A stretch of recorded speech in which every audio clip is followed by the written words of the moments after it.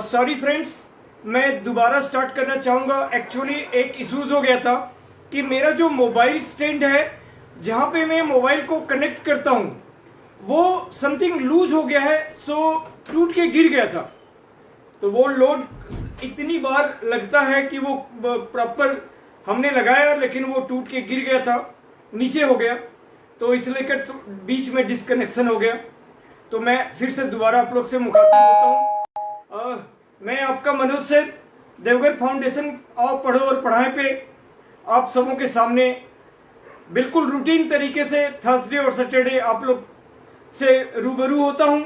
आज हमारा class 10th का डिस्कशन का डे है और स्टूडेंट आप लोग बिल्कुल ठीक हो गए अब, और मैं यही कहना चाहूँगा बिल्कुल स्वस्थ रहते हुए अब पढ़ाई में खूब ज़्यादा सिंसियर हो जाओ। हमारा टाइम बिल्कुल नज़दीक आते जा रहा है, मार्च के पहले ही फाइनल एग्ज़ाम हो जाता है। और एक बहुत अच्छा और गुड न्यूज़ अपडेट कि यस्टरडे सीबीएसई ने जो भी सैम्पल क्वेश्चन पेपर और मार्किंग स्कीम, कुछ सिलेबस के जो डिटेल्ड कट हो गए हैं वो सब चीज़ें अपलोड कर दिया है। मैंने भी अपने देवघर फाउंडेशन के साइट पे ये सब चीज़ें अपडेट कर दिया है। आप लोग अब तक अपडेट हो चुके होंगे, पर मैं कहना ये ज़रूर चाहूँगा कि एनसीईआरटी के सिलेबस में तो बहुत सारे क्वेश्चंस कट कर दिए गए हैं। आप लोग उसको या तो एग्जामिनेशन पॉइंट ऑफ व्यू से तो छोड़ सकते हो, बट वैसे आपको उसके अलावे जो बाकी डिटेल अदर बुक है, आर.एस. अग्रवाल, आर.डी. शर्मा, मंजीत सिंह, जो भी आपके टीचर कहते हैं अदर बुक से प्रिपरेशन करने के लिए, उसमें बिल्कुल डिटेल में जाकर पढ़ाई करो। क्योंकि अगर आप सिर्फ एनसीईआरटी का पढ़ाई करके जाते हो तो स्कूल वाले एग्जाम में तो रिस्पेक्टिव मार्क आ जाएगा, बट आप कंपटीशन के लिए कभी तैयार नहीं हो पाओगे। सो आपको बिल्कुल बेसिक फंडामेंटल्स, कंसेप्ट, फॉर्मूलाज और डिफरेंट बुक से आपको कनेक्टिविटी रखनी चाहिए, तब आप एक अच्छा रिजल्ट करोगे और बहुत अच्छा आप जो चाहते हो, आपका ड्रीम, आपके पेरेंट्स का ड्रीम, आपके टीचर का ड्रीम, सब कुछ पूरा हो सकता है। ठीक है, तो स्टूडेंट्स क्लास 10th के लिए भी सीबीएसई का ये जो गाइडलाइन है और ये जो जितने भी मार्किंग स्कीम, क्वेश्चन पेपर, ये सब कुछ आ जाओ। अब जल्दी से आप लोग सिलेबस को कंप्लीट करो। सबसे पहले एनसीईआरटी करो, फिर उसके बाद और अदर बुक करो। सैंपल पेपर का बहुत सारे धज्जियां उड़ा दो, 20-30 सैंपल पेपर कर डालो एकदम से, पूरी तरह से एकदम स्ट्रेंथ लेकर एक एक क्वेश्चंस कर डालो। और हमारे सब्जेक्ट में हम 3 टीचर हैं और कोई भी प्रॉब्लम होती है तो 2 टीचर आपके देवघर में भी है और मैं भी हूं। हम तीनों आपको और बाकी सारे सब्जेक्ट के टीचर पूरे सपोर्ट करने के लिए तैयार हैं। कोई भी सैंपल पेपर, कोई भी आरडी का क्वेश्चन, आरएस का क्वेश्चन, कॉम्पिटिटिव लेवल का क्वेश्चन, कुछ भी, एनीथिंग, बस आप पढ़ो। बार बार आपको ऐसा मैं अप्रिशिएट करता हूं और आपको इनकरेज करता हूं कि आप पढ़ो। जिस गहराई तक आप पढ़ोगे उस लेवल तक हम आपको सपोर्ट करेंगे। ठीक है, बट यहां पे हमारे पास एक बड़ा ही सर्टेन टाइम पीरियड का एक टाइम बाउंडिंग होता है। मैं इन क्लासों में या हम लोग इन क्लासों में आप लोग को एक पूरा बेस बनाकर छोड़ रखते हैं और पर्टिकुलर मैं तो एक एक क्वेश्चन को डिस्कस कर देता हूं, एनसीईआरटी के एक एक क्वेश्चन को डिस्कस कर देता हूं कि ये कंसेप्ट अप्लाई हो रहा है, ये एक एक क्वेश्चन है, इसको ऐसे बनाया जाएगा। एक एक एग्जाम्पल को, एक एक क्वेश्चंस को मैं 12th का भी और 10th का भी आप लोग के सामने बिल्कुल खोल के डिस्कस करके रख देता हूं, जिससे आप लोग अदर बुक, और कोशिश रहती है कि मैं जिस दिन मेरा एंड क्लास हो एक टॉपिक पे, उस दिन मैं थोड़े बाहर के भी क्वेश्चन ले लूं, थोड़े इंपॉर्टेंट क्वेश्चन ले लूं, थोड़ा टेक्निकल, थोड़ा डिफिकल्ट, ऐसे क्वेश्चनों को भी आप लोग के सामने में रखूं। मेरी कोशिश ये भी रहती है, राइट। तो आज हम लोग कोऑर्डिनेट ज्योमेट्री का सेकंड क्लास कर रहे हैं। फर्स्ट क्लास में हमने डिस्टेंस फॉर्मूला से रिलेटेड सारी बातें आपसे की थी और उसमें 2 क्वेश्चंस 7.1 एक्सरसाइज के रह गए थे। हम थोड़ा सा उन दोनों क्वेश्चनों को भी करते हैं, वो भी जरूरी क्वेश्चन है, और इसके बाद हम लोग सेक्शन फॉर्मूला पे आते हैं, राइट। तो स्टार्ट करते हैं बच्चों।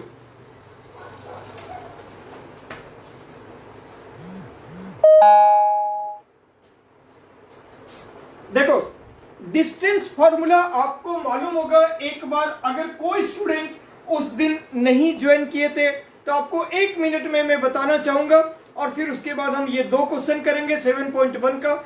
उसके बाद सेक्शन फॉर्मूला क्या होता है, इंटरनल डिवीजन, एक्सटर्नल डिवीजन, उसके बाद मिड पॉइंट, पैरेललोग्राम में क्या होता है, रोम्बस के एरिया में क्या होता है, ये सब चीजें हमने डिस्टेंस फॉर्मूला में भी पढ़ा था। और अब कोई अननोन वेरिएबल देगा तो हम कैसे निकालेंगे, सेक्शन फॉर्मूला के बारे में, स्लोप के बारे में, एरिया ऑफ ट्रायंगल के बारे में, और उसके बाद आज तो एरिया ऑफ ट्रायंगल वाला पार्ट नहीं हो पाएगा, नेक्स्ट क्लास में होगा।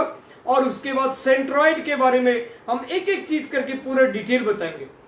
तो अब देखो, जो डिस्टेंस फॉर्मूला के बारे में हम बात कर रहे थे, डिस्टेंस फॉर्मूला इसका मतलब होता क्या है, इसका मतलब होता है कि भाई अगर आपका एक लाइन सेगमेंट है, एक स्ट्रेट लाइन है, वो लाइन चाहे जैसी भी हो, जैसे का मतलब ये ऐसे टेढ़ी भी हो सकती है, ऐसे भी हो सकता है, ऐसे भी हो सकता है, ऐसे भी हो सकता है। तो ये एक स्ट्रेट लाइन होनी चाहिए और इसके 2 पॉइंट गिवन होना चाहिए, राइट। तो 2 पॉइंट यानी कि कोई भी 2 पॉइंट से पास कर रहा है। ये जरूरी नहीं है कि इसका स्टार्टिंग पॉइंट हो और एंडिंग पॉइंट हो। एक लाइन 2 पॉइंट से पास कर रहा है तो उन दोनों पॉइंट्स का डिस्टेंस हम निकाल सकते हैं, राइट। जैसे इसका अगर हमारा कोऑर्डिनेट x1 y1 और इसका कोऑर्डिनेट अगर x2 y2 हो तो AB का जो डिस्टेंस है, AB का डिस्टेंस x2 माइनस x1 का whole square plus y2 minus y1 का होल स्क्वायर का अंडर रूट ये चीजें होता है ना। मैंने आपको बताया था कि हम x1 माइनस x2 का होल स्क्वायर भी कर सकते हैं और y1 माइनस y2 का होल स्क्वायर भी कर सकते हैं, क्योंकि स्क्वायर जो है अगर इसके अंदर में नेगेटिव भी रिजल्ट होता है तो उसका स्क्वायर तो पॉजिटिव ही आएगा ऑलवेज। बट बाय डिफॉल्ट जो फॉर्मूला है वो ये है, ठीक है। अब हम सवाल पे आते हैं। आपको थोड़ा स्पीड पकड़ना है क्योंकि आपको मैं ज्यादा डिलीवर करना चाहता हूं, सो आपको थोड़े फास्ट तरीके से सब कुछ बताना चाहता हूं, एक एक चीज, लेकिन ज्यादा बताना चाहता हूं। तो आपको थोड़ा सा उस पेस में आना है। क्वेश्चन नंबर 9 कहता है कि इफ Q और उसका कोऑर्डिनेट दिया हुआ है 0,4 is equidistant from P and R, find the values of X, also find the distance of QR and PR। Student, मैंने आपको एक चीज बताया था कि कोऑर्डिनेट ज्योमेट्री में हमारे जो नॉर्मल ज्योमेट्री है ना, उसकी तरह नहीं है। इसका लाइन एंगल्स वगैरह से लेना देना नहीं है, इसका कोऑर्डिनेट से लेना है। और जो भी कोऑर्डिनेट गिवन होते हैं उसका एग्जैक्ट प्लेस, एग्जैक्ट प्लॉटिंग कहां पड़ेगा, कौन से क्वाड्रेंट में पड़ेगा, वह भी बिल्कुल जरूरी नहीं है, बिल्कुल जरूरी नहीं है। लेकिन जैसा कि हम जानते हैं, अगर हम कोई स्टेटमेंट में अगर कोई चीज हम प्रेजेंट करते हैं तो वो पहले जमाने में होता था, हम कोई चीज स्टेटमेंट में लंबे तरीके से बड़ा सा हम लिखते थे, तो वो चीजें अब उसके बाद लोगों के पास टाइम नहीं रहा। तो अगर मैं उसको ग्राफ में या डायग्रामेटिकली अगर मैं को उसके बाद आया कि अगर मैं टेबल में शो किया, ये प्रेजेंटेशन के तरीके हैं। आपको मैं यहाँ पे वैसे टेबल और फ्लो चार्ट नहीं बोल रहा हूँ, बट एक जनरल कंप्यूटर में या मैथ्स में या कोई भी लाइफ में अगर हम एक स्ट्रक्चर ये बना लें तो हम किसी भी चीजों को आसानी से उसको हम स्टेप्स ले सकते हैं। अगर हम स्टेटमेंट में कोई ढेर सारी बातें लिखते हैं तो जब तक होल थिंग्स नहीं हम पढ़ेंगे हमको क्लैरिटी नहीं आएगा कि क्या है। अगर कोई उसी बात को फ्लो चार्ट से या डायग्राम से समझाया जाए तो हम बड़े आसान से समझते हैं। इसीलिए चूंकि कोऑर्डिनेट ज्योमेट्री में ये भी जरूरी नहीं है कि इसकी प्लॉटिंग कहां होनी है, तो आपको एक छोटा सा डायग्राम बना लेना चाहिए, मीन्स छोटा सा एक दिखला देना चाहिए कि क्या हो सकता है। तो हम देखते हैं कि if Q this is equidistant from P this and R this, यानी मान लेते हैं यहाँ पे एक Q पॉइंट है, Q एक पॉइंट है, ये 2 पॉइंट से इक्विडिस्टेंट है। ये क्वेश्चन नंबर 9 है एक्सरसाइज 7.1 का, राइट। Question number 9। तो Q एक पॉइंट P और R से इक्वी डिस्टेंस पर है, यानी कि P Q equal to P R, ये आपका गिवन है, ये आपका गिवन है सिचुएशन। और Q का कोऑर्डिनेट 0,4 है, Q का कोऑर्डिनेट 0,4 है, P का कोऑर्डिनेट 5,-3 है, 5,-3 है, और उसके बाद R का कोऑर्डिनेट x,6 है, R का कोऑर्डिनेट x,6 है। तब आप इसे कैसे सॉल्व करेंगे? हमारे पास PQ इक्वल टू PR, दोनों का आप डिस्टेंस फॉर्मूला से निकाल दो, और अलग अलग मत निकालो, एक ही साथ निकालो, ताकि स्क्वायरिंग बोथ द साइड करेंगे तो रूट हमारा हट जाएगा, है ना। तो ये सब थोड़ा सा दिमाग से आपको करना होगा कि अगर आप एक एक करके करोगे फिर दोनों बातों को लिखोगे, अननेसेसरी लंबा होगा। आपको एक साथ निकला दो भाई, हमारे पास गिवन है दिस इक्वल टू दिस, तो हम दोनों को एक साथ निकाल सकते हैं, क्यों बेकार का टाइम वेस्ट करें। तो हम पी क्यू, अब हम डिस्टेंस फॉर्मूला निकालेंगे, तो 5-0 का होल स्क्वायर और प्लस -3-4 का होल स्क्वायर का अंडर रूट। आपने दिस माइनस दिस कर दिया, ये भी आप कर सकते थे, राइट। और इक्वल टू x-0 का होल स्क्वायर और प्लस 6-4 का होल स्क्वायर का under root. Squaring both the side, squaring both the sides, तो ये हो गया 25 और -7 का स्क्वायर, तो ये हो गया 49 का अंडर, नहीं अब अंडर रूट हट गया, 25 प्लस 49 और इक्वल टू हो गया x² और प्लस 2 का स्क्वायर 4, ठीक है। तो इतना हो गया 4। अब ये हो गया हमारे पास x 49, 50, 74, 76, राइट। सो 5 और -3 तो कुछ भी हो सकता है, 5 और -0 का स्क्वायर, -3 -4 का स्क्वायर, और ये हो गया x-0 का स्क्वायर, 6-4 का स्क्वायर, तो ये 5 का स्क्वायर 25 और ये -7 का स्क्वायर 49 और ये x² और ये 6-2 का स्क्वायर 4, राइट। अब ये आप इसको इधर कर दो, तो 25 और ये 50 और ये हो गया 74, ठीक है, और -4 इक्वल टू x², तो x² equal to 70, therefore x equal to √70। तो हम ऐसा चीजें आ सकता है, अगर ये चीजें कैसे भी सिचुएशंस अगर रहेगा, x है हमारा 0,4 और p 0,5, और q x,6, ठीक है। तो कुछ भी है, हमारे पास x का वैल्यू आ गया, यही हमें निकालने के लिए बोला गया था। अब हम लोग आते हैं नेक्स्ट क्वेश्चन। नेक्स्ट क्वेश्चन में क्या कहा गया है कि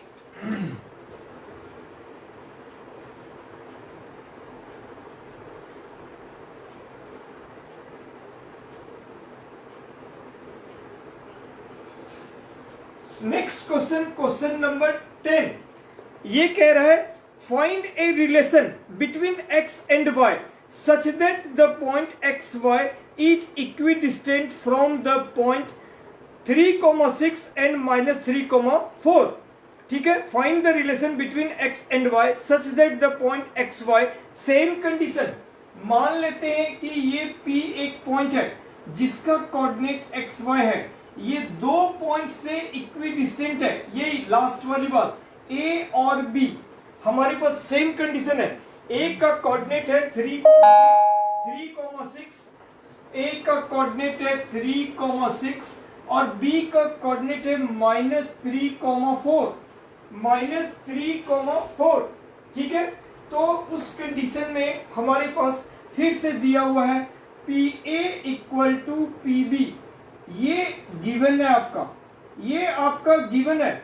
तो PA इक्वल टू PB जब हम करेंगे तो ये हो जाएगा x-3 का होल स्क्वायर, यहाँ पे डिस्टेंस फॉर्मूला अप्लाई करेंगे, x-3 का होल स्क्वायर और प्लस y-6 का whole square equal to x minus plus हो गया +3, और यहाँ पे अंडर रूट करना है हमें, ठीक है। और यहाँ पर भी x +3 का होल स्क्वायर और प्लस y -4 का होल स्क्वायर का अंडर रूट, राइट।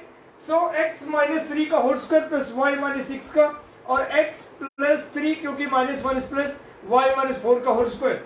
और अब ये स्क्वायरिंग बोथ द साइड किए तो दोनों तरफ का रूट हट गया, और अब ये एक्स स्क्वायर माइनस 6x और प्लस 9 और plus Y square minus 12y और प्लस 36 और इक्वल टू इधर हो गया एक्स स्क्वायर प्लस 6x और प्लस 9 और plus Y square minus 8y और plus 16, y square plus minus 8y plus 16, right.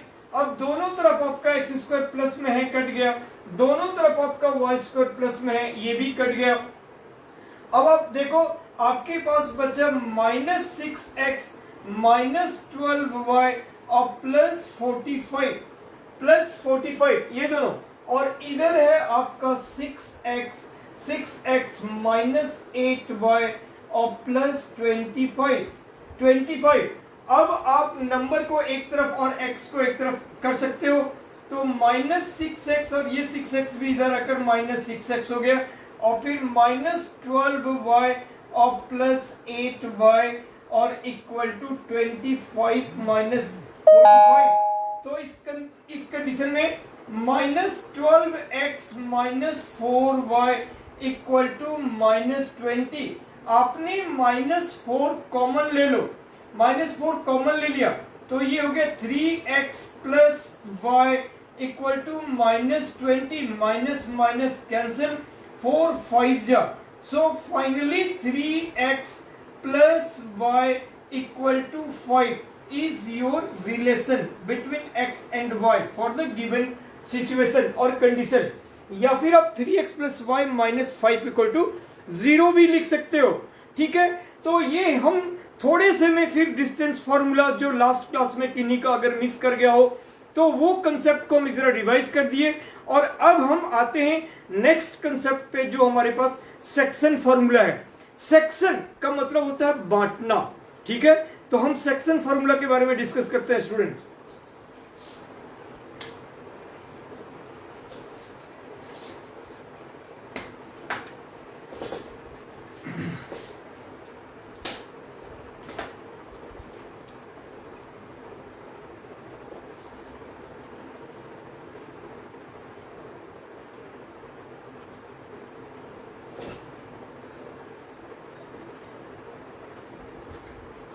देखो section formula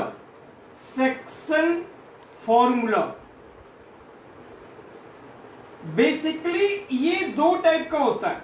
section formula are two type, एक होता है इंटरनल डिवीजन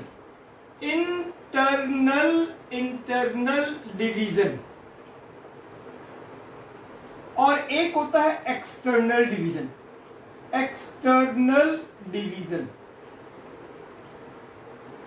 जैसे कि हम लोग नाम से बड़ा क्लियर है, इंटरनल मतलब अंदर का, एक्सटर्नल मतलब बाहर का, ये तो हम सभी जानते हैं, है ना। इसके छोटे छोटे हम एग्जांपल एक दो देते हैं।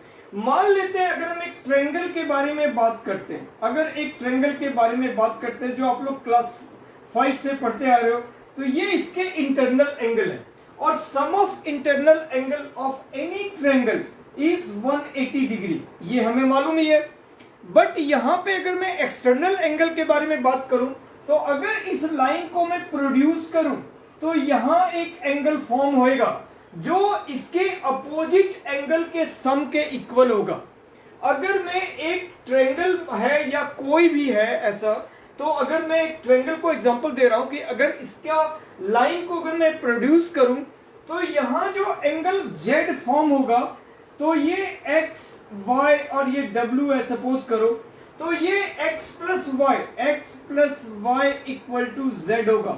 इसके ट्रायंगल में इसके अपोजिट जो इसके साथ बन रहा है वो नहीं, अपोजिट इंटरनल एंगल के सम के इक्वल होगा। सिमिलरली यहां पे हम एंगल प्रोड्यूस कर सकते हैं, यहां एंगल प्रोड्यूस कर सकते हैं, तो यहां पर भी वैसा ही होगा। इसी को कहते हैं इंटरनल और एक्सटर्नल एंगल। अब हम थोड़े अपने सराउंडिंग्स के बारे में बात करते हैं, अपने सराउंडिंग्स का, उसके बाद हम आपके सब्जेक्ट मैटर पे आते हैं। अगर हम पढ़ाई करते हैं और समटाइम्स कोई भी रीजन से हमें घर में डिस्टरबेंस होता है, हमारे बच्चों के द्वारा, भाई बहन के द्वारा, कोई छोटे बच्चों के द्वारा, कुछ भी, तो हम कहते हैं कि शोर मत करो या हमें पढ़ने दो, या डिस्टर्ब हो रहा है, कोई टेलीविजन देख रहा है, कोई गाने सुन रहा है, कुछ भी ऐसा, तो वो हमारा इंटरनल है। कभी कोई लोग, दो लोग तेज से हंस रहे हैं, बातें कर रहे हैं, कुछ भी होता है, तो ये हमारा इंटरनल डिस्टरबेंस है ना। बट कई बार हमारे घर के लोग बिल्कुल सीरियस है, बच्चे की पढ़ाई हो रही है, लेकिन बाहर में शादी हो रही है, बाहर में लोग झगड़े कर रहे हैं, तो हम वहां से भी डिस्टर्ब, लाउड स्पीकर बज रहा है तो हम वहां से भी डिस्टर्ब होते हैं, तो वो है एक्सटर्नल डिस्टर्बेंस। तो इसी तरह उसी को हम इंटरनल और एक्सटर्नल कहते हैं, राइट। चाहे वो एंगल हो, चाहे वो डिस्टर्बेंस हो, चाहे वो कोई अदर चीजें हो। इसी तरह अगर एक लाइन सेगमेंट को, ये आपका क्लास 10th में है और इंटरनल और एक्सटर्नल दोनों 11th में है, ठीक है। 11th क्लास में आपको इंटरनल और एक्सटर्नल दोनों पढ़ने हैं, वेयरएज आपके 10th क्लास में सिर्फ इंटरनल है। मैं थोड़ा सा आपको दोनों बताऊंगा, और ये तो आपको पूरा ब्रीफ आपको लूंगा और इसके बारे में भी हल्का सा आपको बताऊंगा। तो इंटरनल डिवीजन का साफ मतलब है कि एक लाइन सेगमेंट जो भी है हमारा पी क्यू, अगर इसके बीच में कहीं भी एक हमने काट दिया, यहाँ पे डिवाइड कर दिया, एक डिवीजन, अगर हम एक लकड़ी है या कोई भी चीज है उसको अगर हम एक डिवीजन करते हैं तो 2 पार्ट में बढ़ता है, 2 डिवीजन करते हैं तो 3 पार्ट में, 3 डिवीजन करते हैं तो 4 पार्ट में, है ना, ऑब्वियस सी बात है। तो इसी तरह हम दोनों के बीच में एक डिवीजन किए, यहाँ अगर मैं 2 डिवीजन करूंगा तो ये 3 पार्ट में। ये जरूरी नहीं है कि ये पार्ट इक्वल हो, ये अनइक्वल पार्ट होंगे, कुछ भी हो सकते हैं, इक्वल भी होंगे, अनइक्वल भी होंगे, हम सब कुछ पढ़ेंगे, सब कुछ एक एक करके पढ़ेंगे। तो अभी हम ये समझ रहे हैं कि इनको, ये जो लाइन सेगमेंट है पी और क्यू, एक पॉइंट है आर, एक पॉइंट है आर, हम ए बी सी, कोई भी नेमिंग कन्वेंशन जो होता है स्टूडेंट, ये आप अपने तरफ से कुछ भी ले सकते हो, ए बी सी ले सकते हो, P Q R M N O वगैरह वगैरह कुछ भी। सो आपका एक लाइन सेगमेंट, उसको एक तीसरा पॉइंट आपको इंटरसेक्ट कर रहा है, कट कर रहा है, डिवाइड कर रहा है, ठीक है। तो इसी को कहते हैं इंटरनल डिवीजन। और इंटरनल डिवीजन में हम लोग क्या पढ़ते हैं, तो अगर यहाँ इसका कोऑर्डिनेट हमें मालूम है कि ये x1 y1 है, ये इस x1 y1 है, और इसका कोऑर्डिनेट x2 y2 है, और इसका कोऑर्डिनेट हम एक लेटेस्ट सपोज हमने मान लिया x, y है, x, y है, तो ये किस रेशियो में डिवाइड हो रहा है, रेशियो को हम लोग m1 रेशियो m2 कहते हैं, m1 रेशियो m2 कहते हैं, m रेशियो n कहते हैं, और k रेशियो 1 कहते हैं। हम किसी भी टाइप का एग्जांपल ले सकते हैं, यानी कि अगर हमारे पास एक लाइन सेगमेंट है और उसको बीच में कोई एक पॉइंट अगर कट कर रहा है तो उसको हम लोग इंटरनल डिवीजन कहते हैं। और यहां इंटरनल डिवीजन में अगर हम इस डिवाइडेड पार्ट का कोऑर्डिनेट जाने तो हम रेशियो निकाल सकते हैं, और अगर वाइस वर्सा अगर हम रेशियो जाने तो कोऑर्डिनेट निकाल सकते हैं। तो दोनों बातें कर सकते हैं, रेशियो अगर हमें मालूम हो तो हम कोऑर्डिनेट निकाल सकते हैं इसका, और कोऑर्डिनेट अगर हमें मालूम हो तो हम रेशियो निकाल सकते हैं। सिर्फ इतना ही नहीं, हम लोग अगर इनमें भी किसी का, अगर हमें रेशियो भी मालूम, कोऑर्डिनेट, ये कोऑर्डिनेट भी मालूम, ये कोऑर्डिनेट मालूम, और अगर हम यहाँ कोई अननोन पॉइंट्स है तो हम वो भी निकाल सकते हैं। तो there are various type of questions related to that, and this is very much important part in coordinate geometry of class 10 and 11 also, ठीक है। तो section formula is one of the important part. जैसे trigo में prove that, जो identity वाले prove that होते हैं वो बच्चों को डिफिकल्ट लगता है ना। तो मैथमेटिक्स में इंटीग्रेशन, उसके बाद 3 डायमेंशन, जैसे 12th में, 12th अभी आप लोग पहुंचे नहीं हो, ये कुछ लोगों का डिफिकल्ट पार्ट है। 3 डायमेंशनल ज्योमेट्री, इंटीग्रेशन, तकरीबन बच्चे कहते हैं डिफिकल्ट लगता है, तकरीबन बच्चे आपको 10th क्लास में कहेंगे कि हमको ट्रिगो का प्रूफ दैट डिफिकल्ट लगता है। ठीक है। उसी तरह अगर आप कोऑर्डिनेट ज्योमेट्री में हमको सेक्शन फॉर्मूला डिफिकल्ट लगता है, बट आपको एक एक जरा बिट बाय बिट हम बताएंगे और कोई डिफिकल्टी आपको नहीं लगने देंगे, ना होगा। और मैं जैसे फिर से कहता हूं, अगर मेरी पढ़ाई को ध्यान से सुन लिए बच्चों तो आपको और कोई जरूरत पड़ेगा ही नहीं, आपको कोई जरूरत नहीं पड़ेगा। बस इससे ज्यादा और मैं खुलकर क्या बोलूंगा, आपको कोई जरूरत नहीं पड़ेगा। आप बस ध्यान से सुनो और आप बिल्कुल बेहतर तरीके से प्रिपेयर हो जाओगे, ठीक है। तो ये चीजें हम लोग पढ़ते हैं कि यहां पर हम M1 M2 और रेशियो को MN और K1। तो इंटरनल डिवीजन का मतलब हो गया कि ये वाली चीज यहां से यहां और यहां से यहां, यानी कि हम लोग PR रेशियो QR या RQ के बारे में बात करते हैं इंटरनल डिवीजन में। और इंटरनल डिवीजन में इसका जो फॉर्मूला होता है वो x इक्वल टू x, ये जो कोऑर्डिनेट है x, इसका पहला कोऑर्डिनेट x इक्वल टू होता है m1x2 plus m2x1 upon m1 plus m1 plus m2, और यहां पे आपका y equal to m1y2 plus m2y1 और अपॉन m1 प्लस m2, ये चीज आपको कहना है। m1x2 plus m2x1 upon m1 plus m2 और m1y2 plus m2y1 upon m1 plus m2। आप अगर m और n को यूज करते हो तो आप कह सकते हो कि mx2 plus nx1 upon m plus n, ये भी आप कह सकते हो। और similarly y equal to my2 plus ny1 upon m plus n। ये नीचे वाला पोर्शन आप लोग को दिखाई पड़ रहा है, आप लोग को दिखाई पड़ रहा है? थोड़ा यस नो मुझे बता दें। और केस अगर आप k का यूज करोगे तब भी x इक्वल टू हो जाएगा kx2 प्लस 1x1 यानी कि x1 अपॉन k प्लस 1, और y कोऑर्डिनेट हो जाएगा ky2 plus y1 upon k plus 1। अब स्टूडेंट मैं यहां पे आपको एक छोटे से और बातें बताना चाहूंगा, लॉजिक बड़ा अच्छा इंपॉर्टेंट बात। अगर आपको ये जैसे मैंने कहा ये गिवन है और कोऑर्डिनेट गिवन है, ये r का कोऑर्डिनेट तो आप रेशियो निकाल सकते हो, रेशियो गिवन है तो कोऑर्डिनेट निकाल सकते हो। आपको अगर रेशियो ये निकालना है, कोऑर्डिनेट रेशियो गिवन है, तब तो आप डायरेक्टली ये फॉर्मूला लगा दो, कुछ भी मान लो m1 m2 में डिवाइड कर रहा है या mn में डिवाइड कर रहा है, कुछ भी मान लो। बट अगर कोई यहां भी अननोन वेरिएबल है और इधर भी कोई अननोन वेरिएबल है तो आप उसको बेहतर है k:1 मानो, क्योंकि दो अननोन वेरिएबल एक साथ फंसने के आप थोड़ी कॉम्प्लेक्स लेवल पे, थोड़े कंफ्यूजन में चले जाओगे।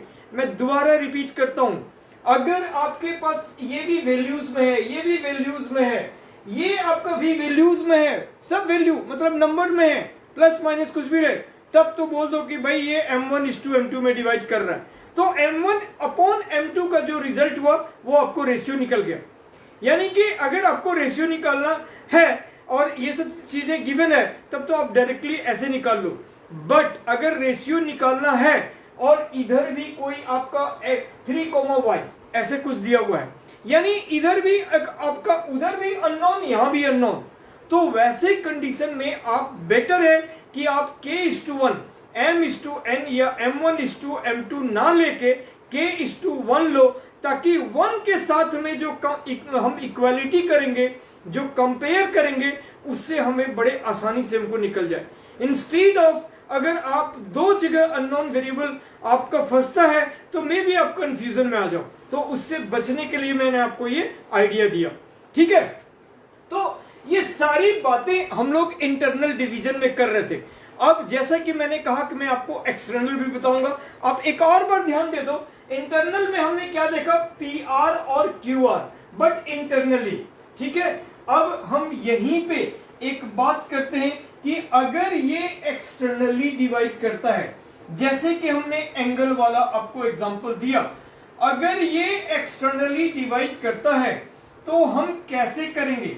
एक्सटर्नली डिवाइड करता है, सपोज करो ये P है ये क्यू है, और ये बाहर वाला पॉइंट ये पड़ोसी है हमारा, जो लाउड स्पीकर बजा रहा है, जो हम डिस्टर्ब हो रहे हैं, हमारा ख्याल नहीं करता है कि बगल में बच्चों का फाइनल एग्जाम है, तो वो आ रहा है हमारा एक्सटर्नल पॉइंट अगर डिवाइड कर रहा है, तो ये उस कंडीशन में भी हम ऐसे इसको लेंगे या फिर आप डायरेक्ट लाइन भी दे सकते हो, और तब भी ये लाइन हमारा जो आएगा वो दिस और दिस ही आएगा, दिस और दिस आएगा, और यानी कि P R ratio Q R.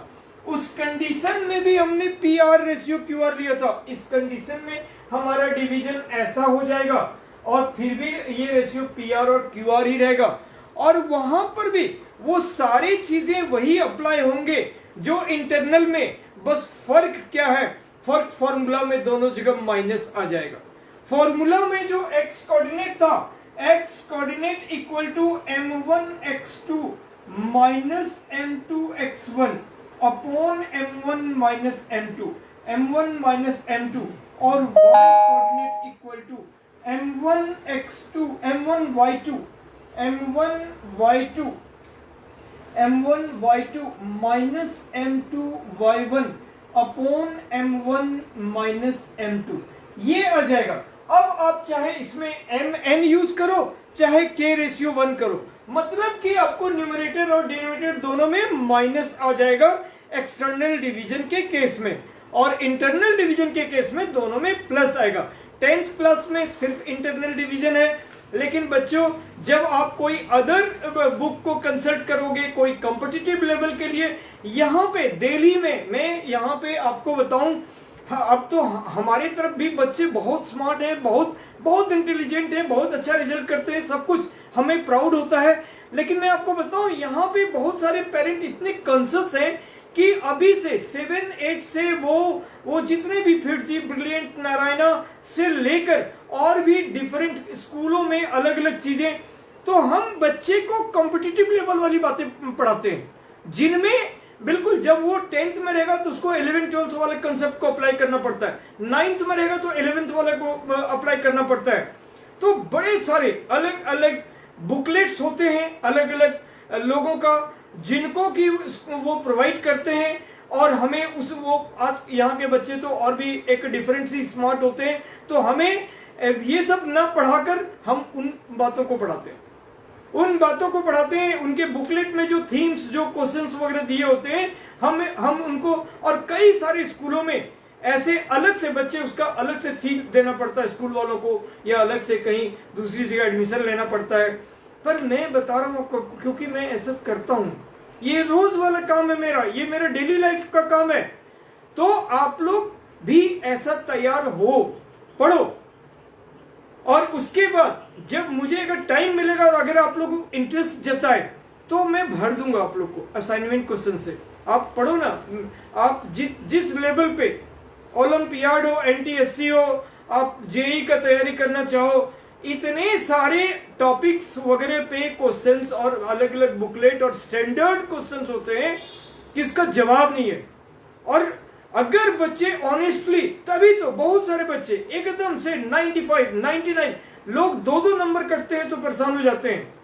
Student लोग मालूम है 98, 99, 100 ऐसे नंबर लाते हैं, तब स्टूडेंट को तसल्ली होती है, और वह सब बच्चे तो करेंगे ही करेंगे, डेट श्योर है, 100% श्योर है कि वो बच्चे कंपटीशन पे बैठने की बात है, वो क्रैक करेंगे ही करेंगे, तय है। तो हम पढ़ाते हैं ना, हमारा मतलब कि वो बच्चे इतना फुल ऑफ यूटिलाइज करते हैं, और इतना आपको मैं बताऊं कि मैं भी इतना डिवोशन से उनको तैयार करता हूं, और 100% सक्सेस होना ही होना है, उस टाइप का सिचुएशन होता है। तो आप लोग भी वैसा ही प्रिपेयर हो, ठीक है। तो अदर बुक में जाओगे तो आपको मिलेगा तो हम आपको एक बाउंड नहीं, मैं आपको बताना चाहता हूं कि ये सब कंसेप्ट आएगा, और उन कंसेप्टों को आप पढ़ो, बनाओ। एनीवे स्टूडेंट, हम आगे बढ़ते हैं, क्योंकि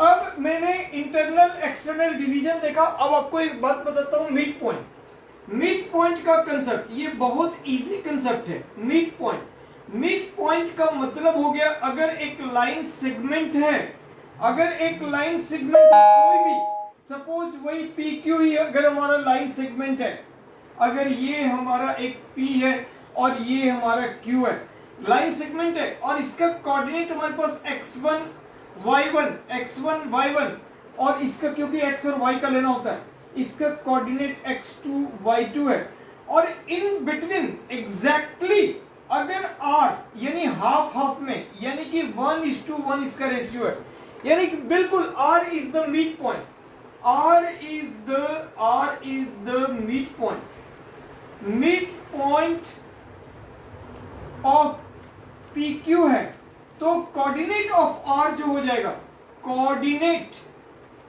कोऑर्डिनेट ऑफ r जो हो जाएगा उसका x coordinate equal to x1 plus x2 by 2, ये x1 प्लस x2 बाय 2 और y1 प्लस y2 बाय 2 ये होगा। तो ये इसका मिड पॉइंट है, राइट? Got my point? ठीक है, अब मिड पॉइंट हो गया, आपने इंटरनल एक्सटर्नल डिवीजन जाना। अब कभी भी हमें बोलेगा, सपोज करते हैं, वहां तो हमने फर्स्ट एक्सरसाइज में एक डिफरेंट चीज पढ़ा। अब अगर सपोज करते हैं, अगर हमारे पास दिया रोम्बस का एरिया निकालो, ऐसे बोल दिया, आपके पास ऐसे एक कोऑर्डिनेट दे दिया, यहां पे चारों कोऑर्डिनेट दिया हुआ है, ए बी सी डी, ये चारों कोऑर्डिनेट दिया हुआ है और बोलेगा इसका एरिया निकालो। तो इसका एरिया निकालो तो आप यहां पे इसका डायगोनल निकालेंगे, तो इसका लेंथ निकालेंगे और इसका लेंथ निकालेंगे, इसका लेंथ निकालेंगे, AC और BD निकालेंगे और एरिया ऑफ रोम्बस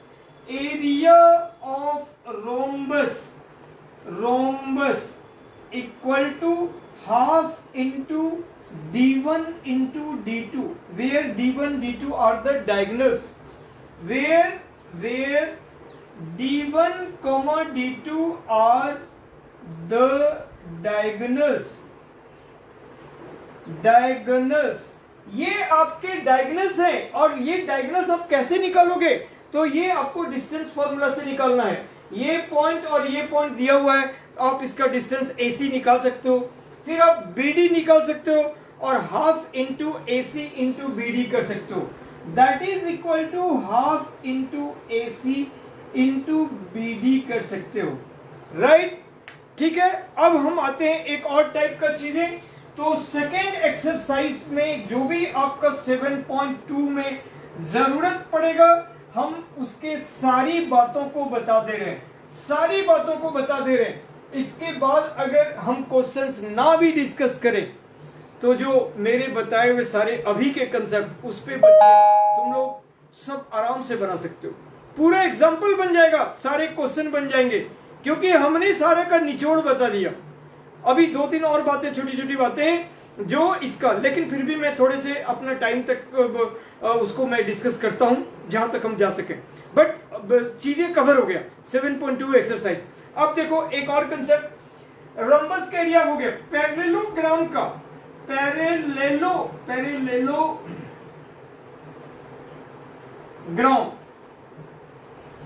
जिसको हम लोग ऐसे GM कहते हैं, इनमें पैरेललोग्राम अगर ABCD एक पैरेललोग्राम है,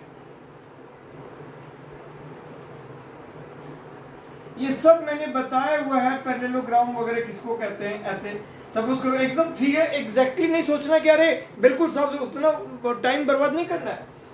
तो पैरेललोग्राम में अगर हमारे पास बोलता है A, इसका वर्टेक्स दिया हुआ है, इसका वर्टेक्स दिया हुआ है, इसका वर्टेक्स दिया हुआ है और इसका अननोन है, एक वर्टेक्स अननोन है और आपको कहता है कि पैरेललोग्राम में ये वर्टेक्स निकालो, ये फोर्थ वर्टेक्स निकालो, आपके पास 3 वर्टेक्स गिवन है, तो कैसे करना है? तो हमें मालूम है कि we know that diagonals are bisected in parallelogram. तो लिखो यहां पे कि we know that diagonals are bisected, diagonals are bisected in parallelogram. Bisected का मतलब क्या हुआ? मैंने बताया था कि बाइसेक्टेड का मतलब अगर ये एक पॉइंट O है तो मिड पॉइंट दोनों का mid point of BD equal to mid point of AC। इसका मतलब हो गया mid point of AC equal to mid point of BD। Mid point of BD। अब क्लियर है? इन दोनों का आपको मिड पॉइंट नंबर में मिल गया, यानी O का कोऑर्डिनेट आपको BD का वर्टेक्स गिवन था, तो आपको ये नंबर में मिल गया। और that equal to this plus, यहां पे सपोज करो इसका वेरिएबल आप मानकर चले x और y, ठीक है?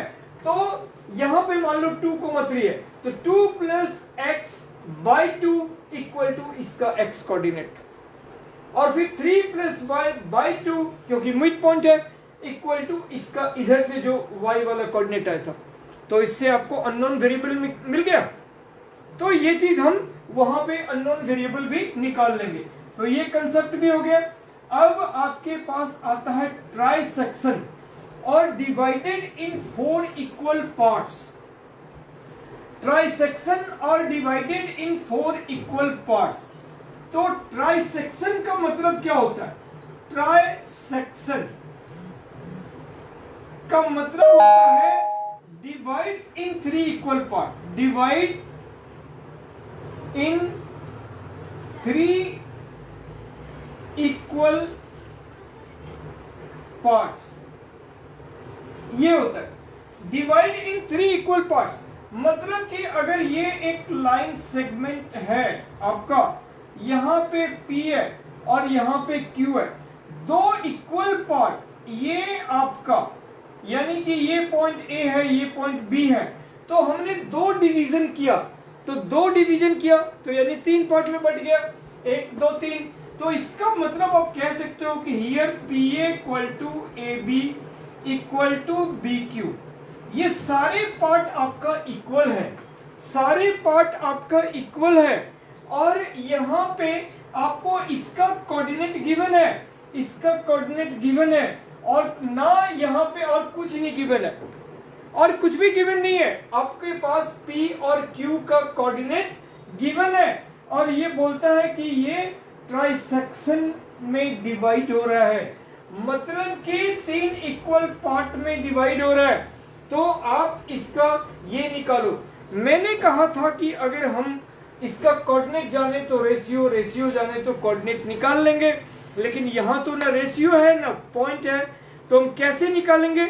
हमारे पास हिंट्स दिया हुआ है कि वो ट्राइसेक्शन है, यानी 3 इक्वल पार्ट में बंट रहा है। तो whenever we talk about point A, अगर हम A पॉइंट के बारे में बात करेंगे तो जाहिर सी बात है कि ये डिस्टेंस और ये डिस्टेंस ये 1:2 में डिवाइड हो रहा है, 1:2 में डिवाइड हो रहा है। तो अब तो हम रेशियो जान गए ना, अब कोऑर्डिनेट ऑफ A निकाल सकते हैं, m1 x2 plus m2 x1 upon m1 plus m2 से, है ना? तो उसी तरह कि यहाँ पे ट्राइसेक्शन में हमें पता चल गया कि A पॉइंट के बारे में ये 1:2 में डिवाइड हो रहा है, तो 1:2 का पता चल गया। व्हेन ये था पॉइंट A के बारे में हमने जब देखा, when we talk about point A, when we talk about point B, अगर हम B के बारे में बात करें तो भाई यहां से लेकर यहां, यहां और फिर यहां से लेकर यहां, यानी कि ये 2:1 में डिवाइड हो रहा है। तो ये 2:1 हम रेशियोज को कंसीडर करेंगे, तो इस कंडीशन से हमें ये भी रेशियो पता चल गया और हम इसका कोऑर्डिनेट आराम से निकाल लेंगे। तो ये था ट्राइसेक्शन का कंसेप्ट। अब नेक्स्ट कंसेप्ट, अगर वो रहता है 4 इक्वल पार्ट, 4 इक्वल पार्ट में डिवाइड कर रहा है, अगर हमारा कोई line segment divided in 4 equal part, divided in 4 equal part, 4 equal part में डिवाइड कर रहा है और उन सब का कोऑर्डिनेट निकालो। ठीक है। तो उन सब का कोऑर्डिनेट निकालो का मतलब हो गया कि ये भाई हमारा लाइन सेगमेंट है, ये ए और बी है, और ये 4 इक्वल पार्ट में डिवाइड कर रहा है, मतलब हम 3 डिवीजन देंगे। हमने अभी 2 डिवीजन दिए वंस। तो ये डिवीजन देंगे और इसका नाम हम PQR। अब यहां पे आप ट्राइसेक्शन की तरह भी बना सकते हो, लेकिन वहां पे आपको 3 बार सेक्शन फॉर्मूला अप्लाई करना पड़ेगा, जिससे कि आपका सवाल काफी बढ़ जाएगा, काफी टाइम टेकन हो जाएगा। कि आपने यहाँ पे whenever you talk about point P, तो ये आप बोलोगे सर मैं 1:3 ले लूंगा, Q में आप 2:2 लोगे, और R में आप 3:1 लोगे, लेकिन 3 बार सेक्शन फॉर्मूला आपको अप्लाई करना पड़ेगा। ऐसा नहीं करना है। हमारे पास एक सीधा साधा उपाय है, हम उसी उपाय को यूज करेंगे कि we know that these are equal, means AP equal to PQ equal to QR equal to RB, and Q is the midpoint of AB, क्योंकि ये बिल्कुल इक्वल पार्ट में ये डिवाइड हो रहा है। तो Q is the midpoint of AB, Q is the midpoint of AB। अब आप A और B का कोऑर्डिनेट जान रहे हो, तो मिड पॉइंट तो बहुत simple, just x1 plus x2/2, y1 plus y2/2 करना है। तो इससे आपका Q का कोऑर्डिनेट निकल गया मिड पॉइंट से। फिर again P is the mid point of AQ। Q का आपको निकल चुका था, अब Q का आपको मिड पॉइंट से कोऑर्डिनेट मालूम हो चुका था। फिर P आपका जो है वो मिड पॉइंट है AQ का, तो इससे आपका P का भी निकल गया। अब R is the mid point of QB या BQ, इससे आपका R का भी निकल गया। तो स्टूडेंट एनसीईआरटी में जितने भी एग्जांपल्स और क्वेश्चंस हैं, उन सब का मैं आपको बता दिया, उन सब का रिजल्ट बता दिया। अब आपको जस्ट कैलकुलेट करने वाली बात है। और एक और चीजें हैं, उसको मैं आपको बताता हूं। एक और रह गया है, ठीक है। तो ये चीजें हैं। अब एक एग्जांपल में भी क्वेश्चन है और एक्सरसाइज में भी क्वेश्चन है कि सपोज करो कोई एक पॉइंट है, वो इक्विडिस्टेंट है, और वह पॉइंट एक्स एक्सिस या रेशियो निकालो। वह मतलब कोई भी पॉइंट है जो ए और बी का दिया हुआ है, और वो जो पॉइंट है वो एक्स एक्सिस पे है या वाई एक्सिस पे है, तो उसका रेशियो निकालो। ठीक है, हमको फाइंड रेशियो करने के लिए कहता है, फाइंड रेशियो निकालने के लिए कहता है, और कहता है कि कोई भी मान लेते हैं, अगर हमारा समथिंग कोई भी हमारे पास x डैश y डैश ये फिगर हम ना बनाए तब भी कोई दिक्कत नहीं है। मैं आपको ऐसे ही बता रहा हूं कि कोई पॉइंट x एक्सिस पे है, और यहाँ पे हमारा इसका वो पॉइंट दिया हुआ है P और Q, और ये किस रेशियो में डिवाइड है ये हमें नहीं मालूम। ये हो सकता है P यहाँ हो, Q यहाँ हो, कहीं भी हो, वो इक्वल नहीं है, हमें रेशियो नहीं मालूम, और हमें पर ये पता कि ये x एक्सिस पे है, तो इसका पॉइंट हम x,0 लेंगे, और हम मान कर चलेंगे let it divides in k:1। क्यों? मैंने आपको बताया था यहाँ पे आप m1 m2 या mn नहीं मानो, आपको दिक्कत आ सकती है। यहाँ पे आप k:1 मानो, क्योंकि यहाँ पे एक अननोन वेरिएबल ये भी अननोन ही है निकालना, और ये भी अननोन वेरिएबल है, इसलिए हम मानेंगे कि ये k:1 में डिवाइड कर रहा है, और उसका जो पॉइंट है वो x,0 है। अब इसका पॉइंट और इसका पॉइंट हमारे पास गिवन था, इन दोनों का पॉइंट हमारे पास गिवन था, यानी दोनों के कोऑर्डिनेट गिवन थे। तो हम पहले इसका एक नाम दे देंगे, let this point be M, capital M, और इस एम का हम के रिस्पेक्ट में कोऑर्डिनेट निकाल लेंगे। इस एम का हम इस रेशियो को मानते हुए कि हमारा रेशियो k:1 में डिवाइड हो रहा है, उस रेशियो को मानते हुए के रिस्पेक्ट में हम m का कोऑर्डिनेट निकाल लेंगे और उसके y कोऑर्डिनेट को 0 से इक्वेट कर देंगे। जो भी k का हमारे पास दिस कॉमा दिस, ये k के रिस्पेक्ट में जो कोऑर्डिनेट आया, k के रिस्पेक्ट में this upon this, k+1 something upon k+1, ऐसा जो दो कोऑर्डिनेट आया उनमें हम y वाले कोऑर्डिनेट को 0 से इक्वेट कर देंगे और उससे हमारा k निकल जाएगा, राइट। k जब निकल जाएगा तो हम यहां पर भी k का वैल्यू डाल देंगे, इससे हमारा ये कोऑर्डिनेट निकल गया, ठीक है। k का वैल्यू निकल जाएगा यानी कि हमने रेशियो निकल लिया। सपोज करो k का वैल्यू आया 2, तो 2,1 में डिवाइड करा, 3 आया तो 2,3 में। सपोज करो 3/2 आया, सपोज करो k का वैल्यू 3/2 आया, तो ये k:1 यानी 3/2:1, तो ये उधर चला जाता है, दैट इक्वल टू 3:2। अगर 2/3 आया तो 2/3:1 यानी कि 2:3। तो मैं सारी बारीकियां आपको बता देता हूं कि अगर फ्रैक्शन में आया तो दिस रेशियो 1, तो ये वाला बात उठ के वहां चला जाता है, तो 3:2 हो गया।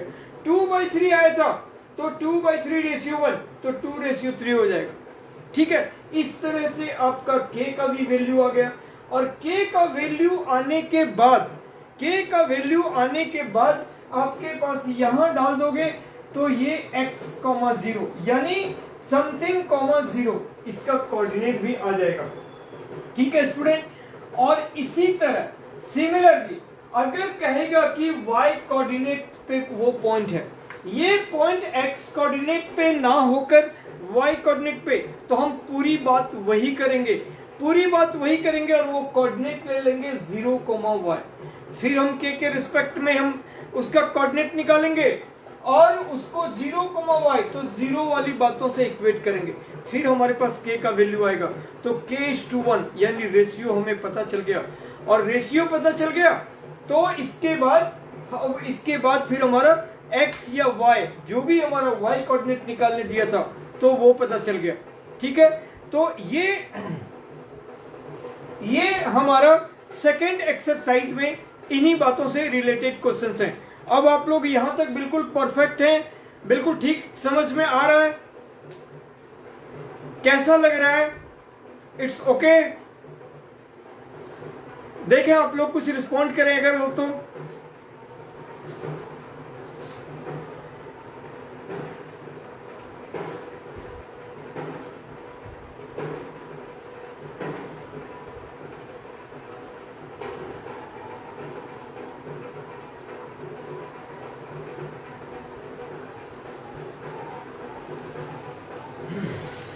ठीक है, तो स्टूडेंट अब हम लोग लास्ट एक्सरसाइज से रिलेटेड बात करेंगे एरिया ऑफ ट्रायंगल और सेंट्रॉइड। एरिया ऑफ ट्रायंगल और सेंट्रॉइड के बारे में बात करेंगे, ठीक है। तो देखो, एरिया ऑफ ट्रायंगल, अभी तक हम लोगों ने एरिया ऑफ ट्रायंगल क्या क्या पढ़ा था?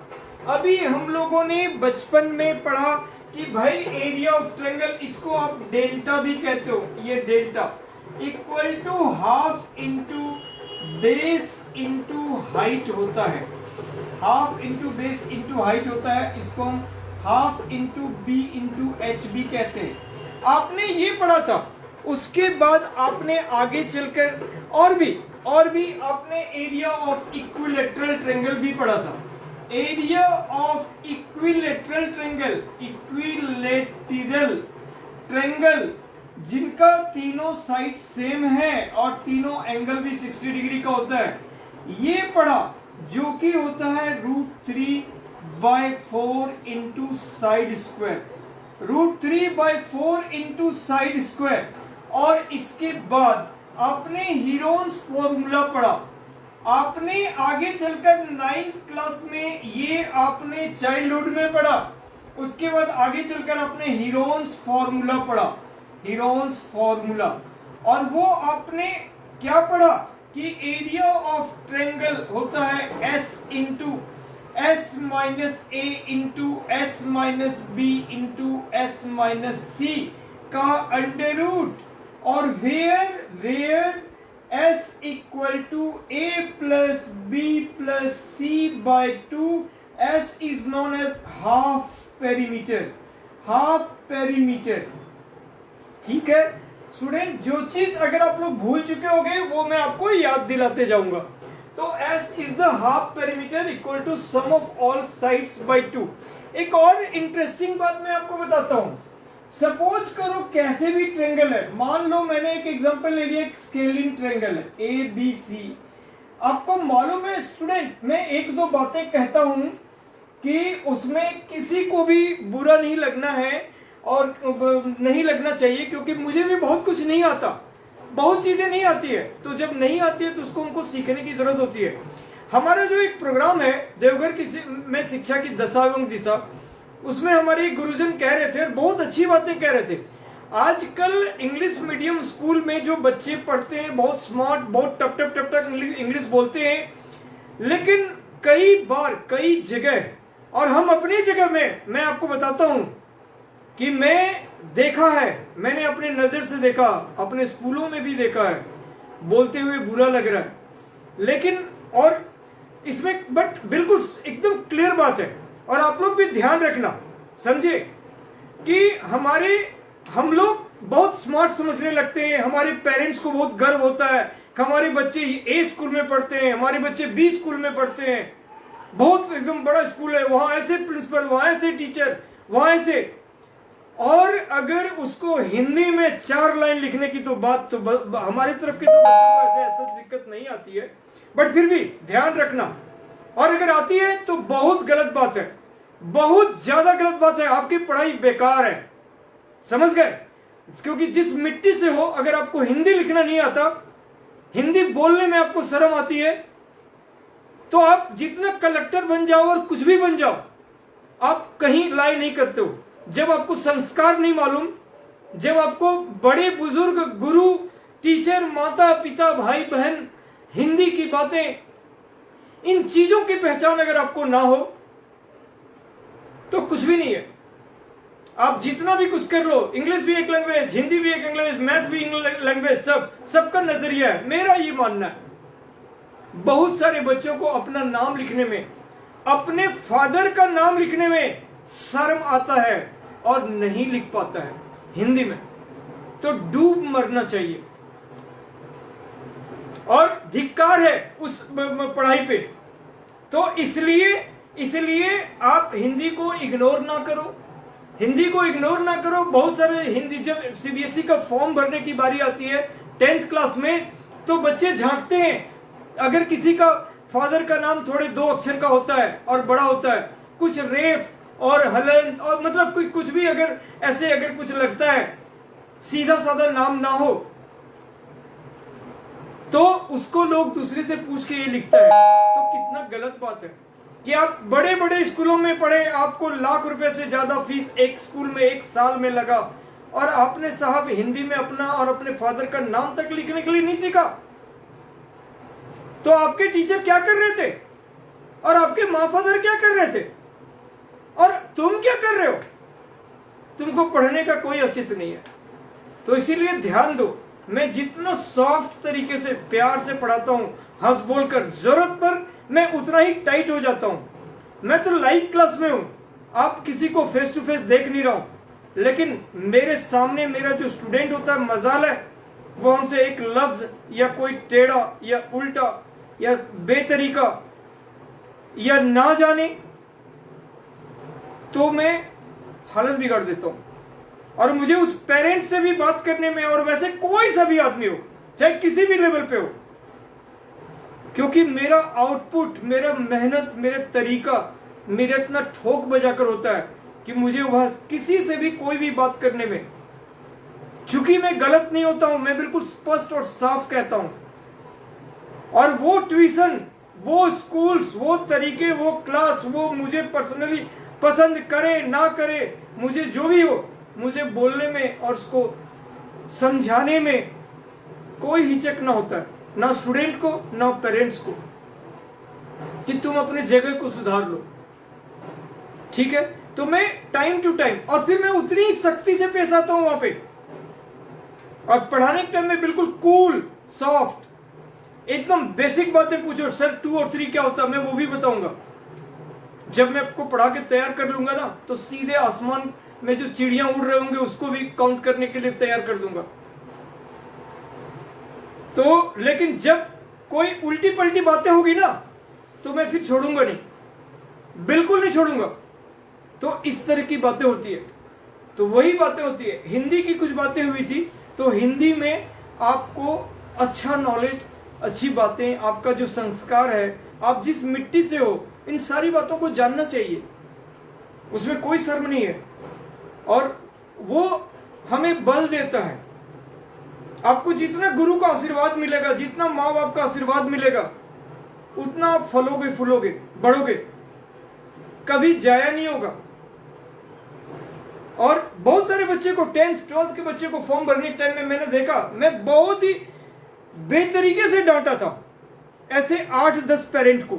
आप विश्वास करो मेरी बात का, मैंने 8-10 पेरेंट को 10th क्लास के बच्चे को फॉर्म भरने में हिंदी में अपना नाम और फादर का नाम, मदर का नाम नहीं लिख पा रहा था, और उसके पेरेंट भी आए थे, मैंने धज्जियां उड़ा दिया था उन लोगों का, बस आंख से आंसू नहीं टपकाए थे। लोगों ने सोच लिया होगा कि अपने जो 12 साल 14 साल पढ़ा रहे, ये एकमात्र टीचर ऐसा निकला जिसने कहीं का नहीं छोड़ा। तो बच्चे, इन चीजों को पढ़ना, जानना। तो इसको हम हाफ पेरीमीटर कहते हैं।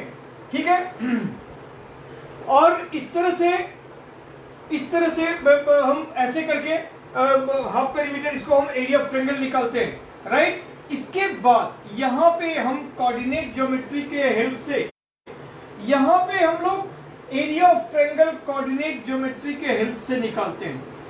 ठीक है,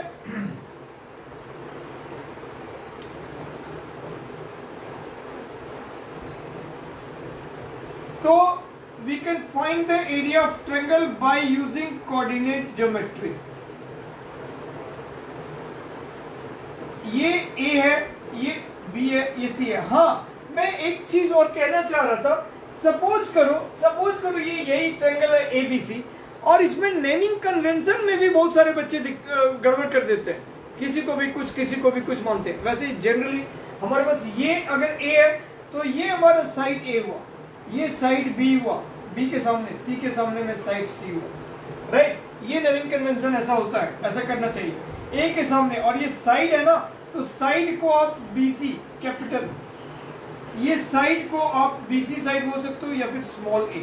इसको कैपिटल A नहीं बोलेंगे, क्योंकि कैपिटल A हमारा वर्टेक्स है, राइट। वर्टेक्स को स्मॉल से डिनोट नहीं करते, वर्टेक्स को हम कैपिटल से डिनोट करते हैं। ठीक है, तो यही आपका एक ABC ट्रायंगल है, और इसका कोऑर्डिनेट है x1 y1, इसका कोऑर्डिनेट है x2 y2, और इसका कोऑर्डिनेट है x3 y3। और हम लोग स्टूडेंट इसका एरिया निकालते हैं। तो एरिया निकालने का जो तरीका है, डेल्टा इक्वल टू, हमने हाफ मॉड, क्योंकि एरिया कभी नेगेटिव नहीं होता। हो सकता है इसका कंक्लूजन हमारा नेगेटिव आ जाए, तो एरिया हम नेगेटिव नहीं ले सकते, इसीलिए हम मॉड में लिखते हैं, ताकि हम प्लस साइन लेंगे फाइनली जब इसको कैलकुलेट करेंगे। तो हाफ x1 को रखे और x1 का चीजें लिया, तो अब इसके बाद वाला y आ जाओ, तो ये हो गया y2 माइनस y3। x1 को रखे तो उसके बाद वाला y coordinate y2 minus y3 plus x2 को रखे तो ये हो गया y3 माइनस y1, और x3 को रखे तो ये हो गया y1 माइनस y2। इसका मॉड x1 को रखें और ये y2 minus y3 plus x2 को रखें और फिर 2 के बाद इसका y3 मतलब x को आपने रखा 1 का, उसके बाद का y coordinate y2 minus y3 plus अब आप इस x2 को रखोगे तो उसके बाद का y coordinate y3 minus y1 plus आप इस x3 को रखोगे तो y1 माइनस y2 ये हो गया। ये इसको एरिया ऑफ ट्रायंगल कहते हैं। ठीक है, अब यहाँ पे एक और बात आएगा कि कोलिनियर का एक तरीका हमने आपको डिस्टेंस फॉर्मूला में बताया था कि एक कंसेप्ट आएगा कोलिनियर। इसका एक कंसेप्ट मैंने आपको बताया था कि बाय यूजिंग डिस्टेंस फॉर्मूला ये चीजें हम लोग किए थे। वो क्या था कि अगर एक लाइन है तो दो मान लेते हैं, ये A है ये B है और यहाँ पे कहीं C है, यहाँ पे C है, तो basically AC plus BC equal to AB। और मैंने आपको कहा था कि ABC आपका दिया हुआ नाम है, इसलिए दो छोटे वाले डिस्टेंस का सम अगर बड़ा वाला का डिस्टेंस आता है तो वो हमारा कोलिनियर होता है। ये बाय यूजिंग डिस्टेंस फॉर्मूला हमने बताया था। अब दूसरा तरीका by using area of triangle.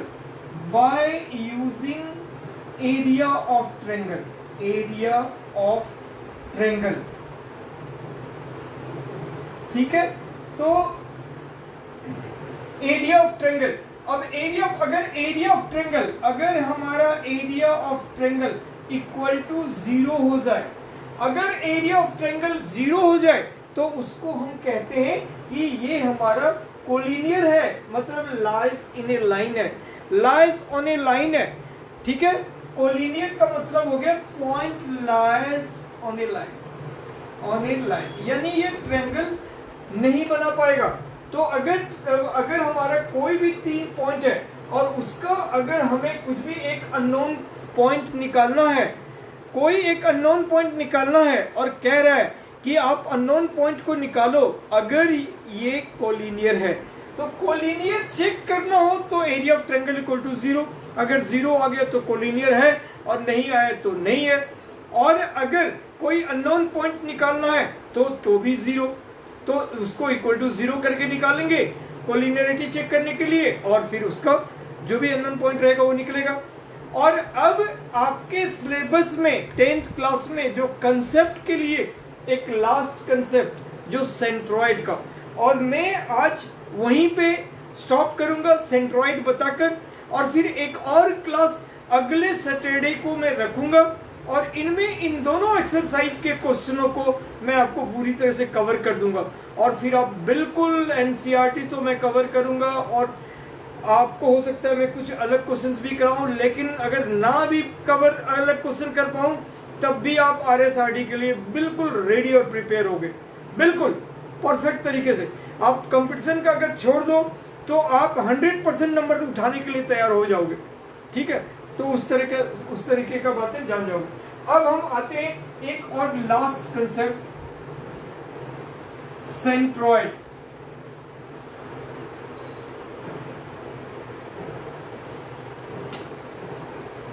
Students clear है, समझ में आ रहा है आप लोग को, इंटरेस्ट वगैरह डेवलप हो रहा है? बताएं यस नो।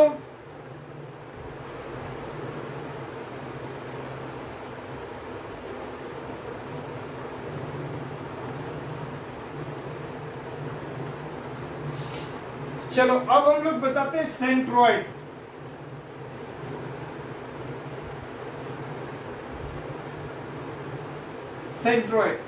सेंट्रॉइड क्या है? यही एक ट्रायंगल है ABC,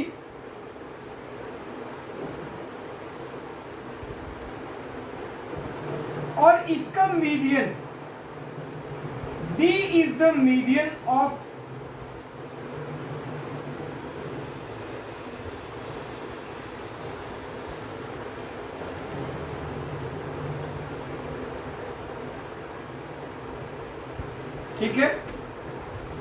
A, B, C and D is the median.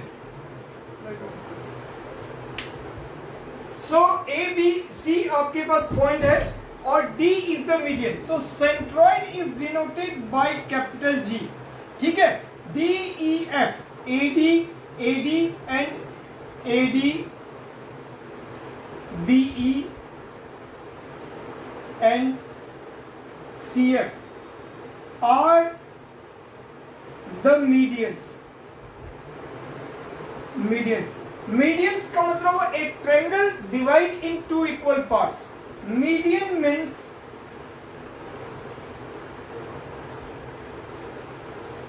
एक ट्रायंगल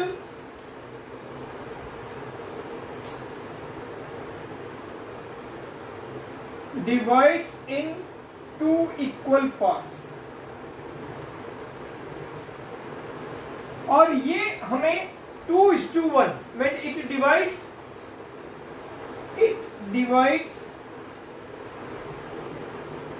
in 2:1 रेशियो. ये हमारा 2 है, ये हमारा 1 है. ठीक है, ये 2 है, 1 है, ये 2 है, ये 1 है. तो ये always.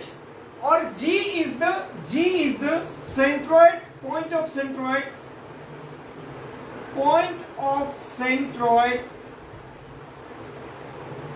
is denoted by capital G.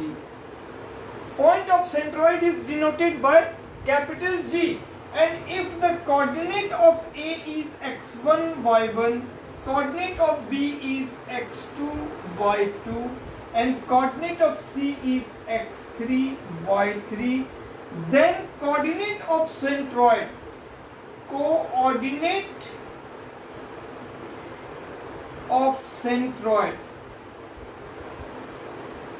Z equal to x1 plus x2 plus x3 y3 comma y1 plus y2 plus y3 y3.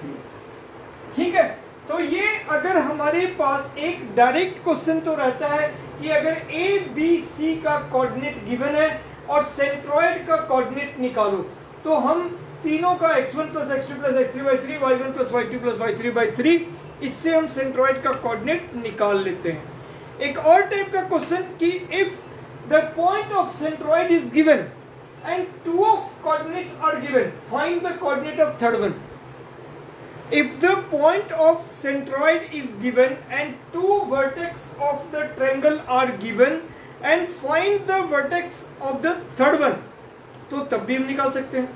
तब भी हमारा यही सिचुएशन रहेगा कि हम इस वाले पॉइंट को मान लो कि ये x, y इसका पॉइंट है, तो x equal to this much, y equal to this much, और यहाँ पे एक अननोन वेरिएबल हो जाएगा. यहाँ पे तो नंबर रहेगा x के बदले में, तो उससे सॉल्व हो जाएगा, है ना. तो x यहाँ पे हमारे पास नंबर गिवन है और यहाँ पे कोई मान लो ये वर्टेक्स गिवन नहीं था, ये मान लो 3 है, ये मान लो -4 है, तो 3 - 4 और plus x1 by 3 equal to मान लो ये 2 है, 2, इससे हमारा वो निकल गया, तो वो अननोन ये भी निकल जाएगा. ठीक है, तो स्टूडेंट बस आपका पूरा कंसेप्ट सारा क्लियर हो गया. और आपको वैसे भी कोई प्रॉब्लम, अगर कोई क्वेश्चन रहता है तो आप जरूर ये करो. और फिर मैं बार बार क्लास के एंड में आपको एक बार जानकारी देना चाहता हूँ, राजहंस ट्यूटोरियल्स ये मेरा चैनल हमारे अपने संस्था का भी है, देवघर फाउंडेशन के फेसबुक पे आपको मिलेगा. मेरा ये सब कंप्लीट वीडियो सारे टीचर्स का वीडियो, बट स्पेशली अगर आपको मेरा वीडियोस वगैरह, मैं 10th का 12th का वीडियोस, उसमें फॉर्मूला कंसेप्ट ये सब डालते रहता हूँ. तो आपको मेरा वीडियोस आपको देखना है तो आप राजेंद्र ट्यूटोरियल्स पे जाओ. ये मेरा यूट्यूब चैनल है, आप इसको सब्सक्राइब करो, लाइक करो, शेयर करो, ताकि जैसे मैं आपको डालूं वैसे नोटिफिकेशन आपको मिल जाए और आप उसको ज़्यादा से ज़्यादा अवेल कर सको. और फिर आप आप मेरा नंबर 9810843472 पे आप व्हाट्सएप भी कर सकते हो, राइट। तो ठीक है स्टूडेंट, ठीक है स्टूडेंट्स, फ्रेंड्स, हम फिर मिलते हैं। आप लोग तब तक के लिए बिल्कुल अपना अपना केयर रखो, ठीक है। और thank you so much, bye bye friends.